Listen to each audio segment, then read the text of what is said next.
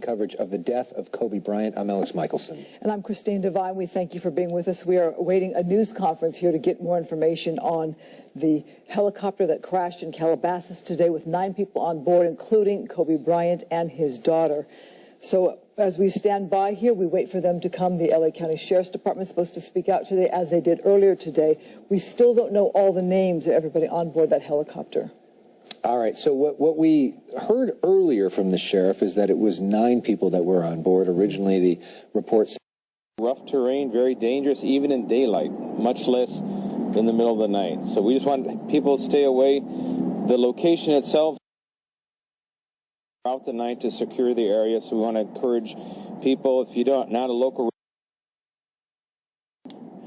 and notification of the families, all of which we'll do as soon as we... To the terrain there. So that's one thing we gain, and also the road closures in the area, basically trying to keep people away. Yeah, that's Las Virgenes Road, Agora Road, some of the areas in and out of there off the freeway. So for people that are...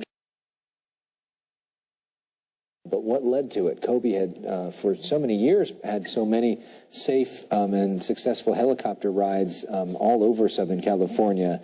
Now I believe the sheriff...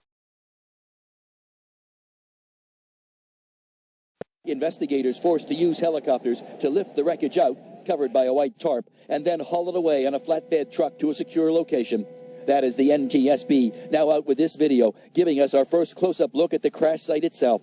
The wreckage scattered across hundreds of feet, the main rotor in one spot, the fuselage in another, with a tire and a small piece of the tail section, the only recognizable parts in the otherwise twisted and charred debris. But somewhere in here, investigators think they recovered the pilot's iPad. There could be a lot of information on the iPad with respect to terrain, weather briefings that the pilot may have.